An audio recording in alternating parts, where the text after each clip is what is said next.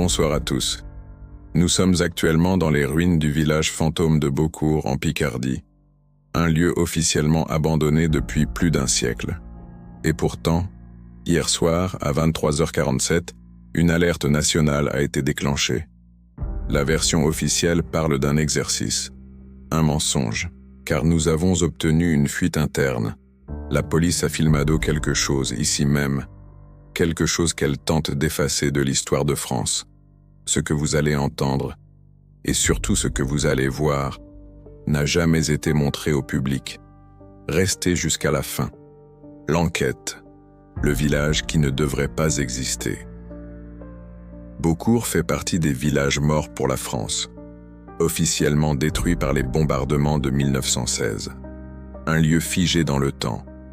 Mais les archives que nous avons pu déchiffrer racontent une autre histoire.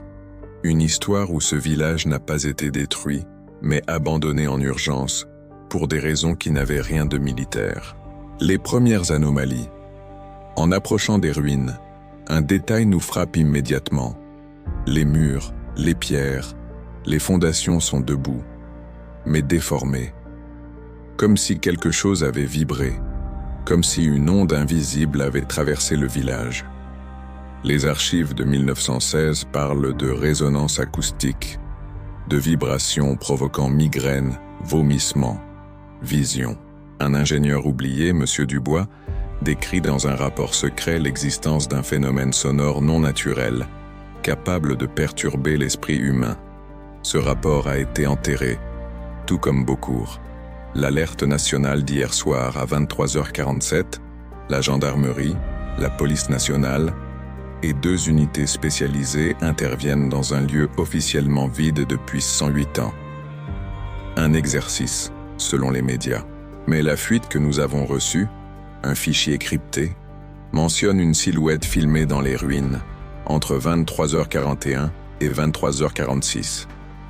Silhouette décrite comme longue, déformée, se déplaçant en silence absolu. Le fichier est encore en décryptage. La découverte troublante. En progressant dans une tranchée menant au village, nous trouvons une caméra de police brisée. Pas une caméra amateur, une caméra opérationnelle. La carte SD a été arrachée. Au même endroit, des marques de griffes, longues, irrégulières, impossibles à attribuer à un animal connu, recouvrent les pierres. Le silence est lourd, presque artificiel. Un métal qui racle le sol quelque part derrière la mairie en ruine. Pas un rat, pas un soldat, quelque chose d'autre. Coupure, la conspiration, l'arme qui a échappé à ses créateurs. L'histoire de Beaucourt ne se limite pas à une anomalie acoustique. Ce lieu a été choisi pour un projet sombre, un projet que le gouvernement et l'Institut Pasteur auraient préféré voir effacé des archives. L'expérimentation interdite. Des documents de 1917, scellés au ministère de la Défense, révèlent que Beaucourt était un laboratoire clandestin. Objectif : créer un soldat capable de résister à la claustrophobie, à l'obscurité totale, aux environnements infrahumanisés. Les sujets étaient des prisonniers politiques, des malades internés, des soldats grièvement blessés, tous perdus dans les registres officiels. Les expériences ont été menées dans les souterrains du village.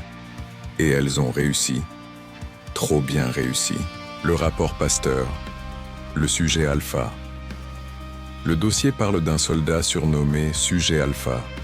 Un homme ayant développé mimétisme acoustique, sensibilité extrême à la lumière, agressivité incontrôlable, capacité de déplacement silencieux, et surtout, une forme d'adaptation psychique inconnue.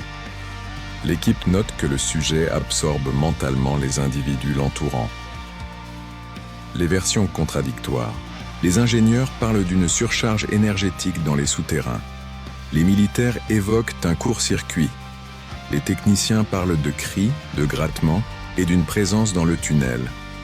Un ancien technicien, M. Leclerc, raconte « Un homme est sorti du tunnel. Nu, couvert de sang, ses yeux, rouges. Il hurlait le prénom d'un collègue disparu le matin même. Le lendemain, le collègue en question était en vacances. Il n'est jamais revenu. Derrière nous, derrière nos pas, un souffle humain. Puis plus rien, la Reviravolta. L'entité qui parle dans le silence caché derrière un pilier effondré, nous entendons de nouveau le bruit lourd. Quelqu'un ou quelque chose marche dans notre direction. Quand le silence revient, nous faisons une découverte qui change tout. Le fichier perdu de 1987. Derrière une dalle de béton arrachée, nous trouvons un rapport de police jamais divulgué. Il concerne un ouvrier disparu dans les années 80, Monsieur Bernard. Officiellement, chute accidentelle. Officieusement, enlevé par une ombre. Son collègue, Monsieur Dubois, oui, le même nom que l'ingénieur de 1916, témoigne. Elle l'a tiré dans le noir. Je n'ai vu que ses yeux rouges. Elle murmurait le nom de Bernard, comme une voix d'enfant.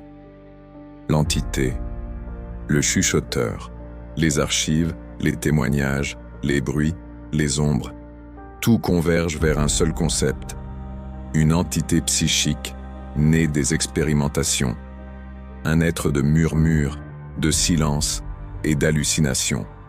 Le chuchoteur, il ne tue pas physiquement, il absorbe l'esprit, laissant derrière lui des corps vivants, vidés de leur conscience. La réalité se brise. Les dessins sur les murs, longtemps pris pour des graffitis, sont en réalité des tentatives désespérées des chercheurs prisonniers pour représenter l'horreur. Des silhouettes noires, des yeux rouges, des bouches qui murmurent. Le tunnel n'est pas une prison. C'est un incubateur mental. 2 tunnels devant nous, l'un plongé dans le noir total, l'autre éclairé par une lueur rouge comme un battement de cœur. Du tunnel sombre, une voix murmure. N'y allez pas. Une voix d'enfant. La révélation finale. Ce que la police a filmé hier soir. Nous avançons dans le tunnel rouge. L'air devient glacial. Nos lampes clignotent. Au bout du couloir, nous trouvons Antoine, assis, immobile, les yeux ouverts, vivant, mais l'esprit absent, une catatonie totale, exactement comme les descriptions du sujet alpha dans les années 1917. Les dessins du docteur Dubois. Au sol, autour d'Antoine, des dizaines de feuilles trempées d'humidité, des dessins, tous du même auteur, docteur Dubois, l'ingénieur disparu, et il montre une forme, une silhouette, une ombre sans visage, aux yeux rouges, toujours représentée en train de murmurer. Le dernier message de Dubois. Dans un carnet relié cuir, nous lisons la dernière page écrite. Nous n'avons pas créé une arme. Nous avons créé un dieu du murmure, un dieu de la folie. Et il grandit. Enfin, la vidéo filmée hier soir. La police savait, l'État savait. Ils ont tenté de sceller Beaucourt. Mais hier soir, quelque chose s'est réveillé. Et si cette entité n'est plus confinée dans les souterrains, alors la véritable alerte nationale commence maintenant.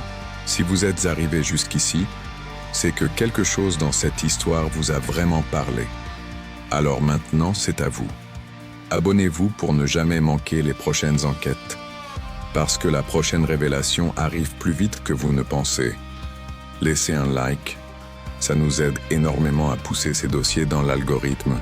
Et surtout, dites-moi dans les commentaires que est-ce que vous pensez que Niles est réellement passé ce soir-là? Je lis absolument tout, et certaines réponses pourraient même ouvrir le prochain dossier.